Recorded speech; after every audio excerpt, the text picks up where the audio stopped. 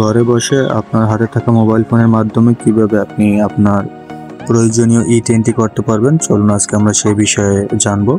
প্রথমে আমরা Chrome browser open করব।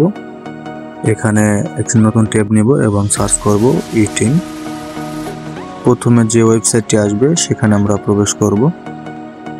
তারপর এরকম একটা ইন্টারফেস আসবে, তো আমরা রেজিস্ট্রেশন বাটনে ক্লিক করব।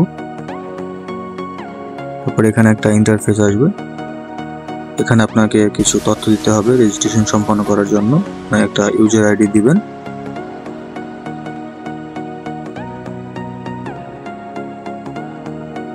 একটা পাসওয়ার্ড দিবেন।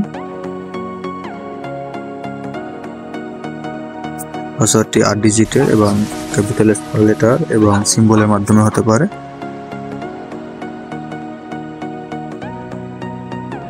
যদি আপনার কখনো আপনার পাসওয়ার্ড ভুলে যান, তাহলে আপনার আইডিটি রিকভার করার জন্য একটা সিকিউরিটি কোশ্চেন করা হবে। আপনি আপনার পছন্দ মতো এখান থেকে যে কোনো একটি সিকিউরিটি কোশ্চেন বেছে নিতে পারেন, যেটা আপনার জন্য সহজ হয়।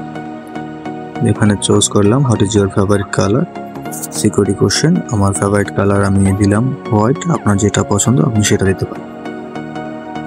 তারপর কান্ট্রি অপশনে আপনার কান্ট্রি ম্যানুয়ালি সেট করা থাকবে।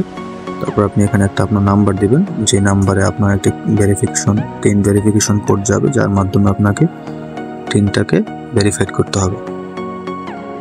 তারপর একটা ইমেল অ্যাড্রেস দিবেন। তারপর এখানে যে ক্যাপচা কোডটি থাকবে আপনার ঠিক সেটা আপনি দিবেন। আমার এখানে যেটা দেওয়া আছে আমি সেটা পূরণ করব।